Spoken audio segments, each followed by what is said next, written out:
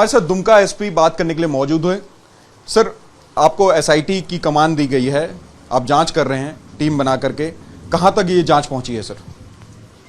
ये जो घटना हुआ उसके बाद नो डाउट एसआईटी की टीम बनी है और ये इसमें 2 डीएसपी और 2 इंस्पेक्टर्स, एसआईज और रीडर्स वगैरह इसमें शामिल हैं।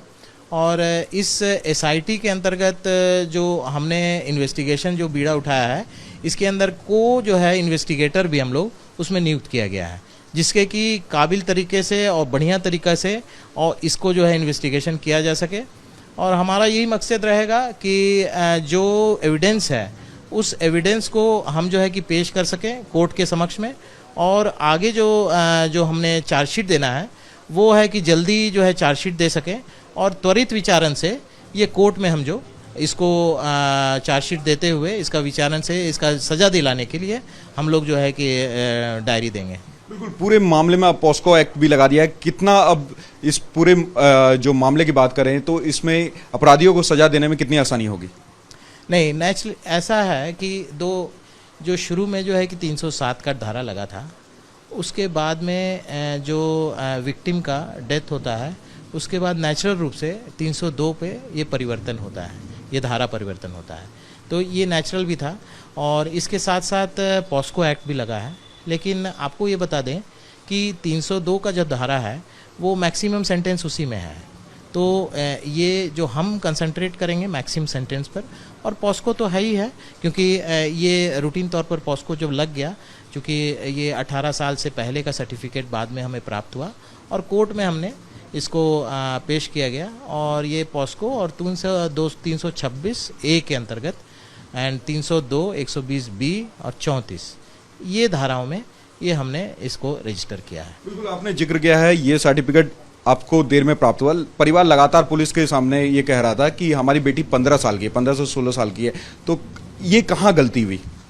नहीं, गलती वाली बात नहीं है इसमें क्या है कि ये जो मैंने पहले बताया 302 का जो धारा है वो मैक्सिमम सेंटेंस उसी में है, हमें ये कंसंट्रेट करना बहुत उचित रहता है।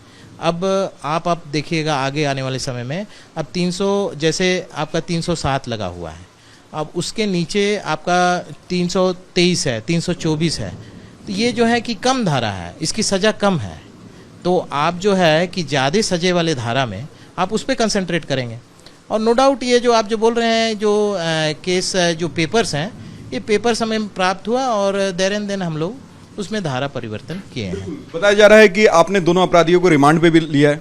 जी ज़रूर, रिमांड पे लिया है। इसमें रिमांड पे लेने का मकसद यही है कि हम उसमें जो 24 घंटे हमने जो अरेस्टिंग के बाद जो समय था उसको हम लोग और जो है कि इसको रिमांड पे लेकर के और समय पर उसको और पुख्ता करेंगे। जो सबूत हमें अगर छूट गया हो, ऐसा हुआ हो तो वो, और या तो वो बोल नहीं पाया हो, उसके बारे में हम जो है कि तहकीकात कर पाएंगे, जिसके कारण हमारा एविडेंस भी और स्ट्रांग होगा। Thank you. आपने एक आखिरी सवाल, आपने शाहरुख और जो छोटू था उससे आपने पूछताछ की होगी, क्या निकल के सामने आया? क्यों शाहरुख ने इस तरह की हरकत की?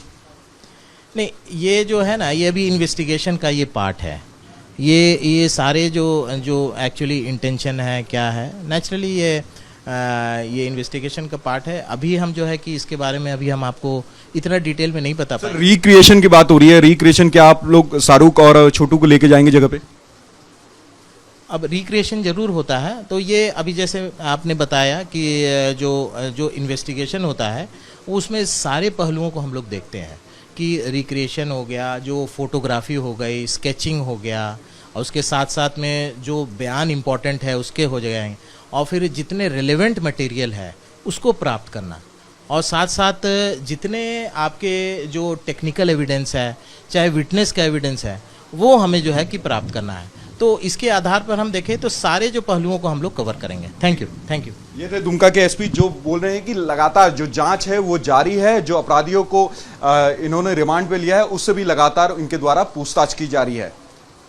रिपब्लिक भारत के लिए लोमस झा।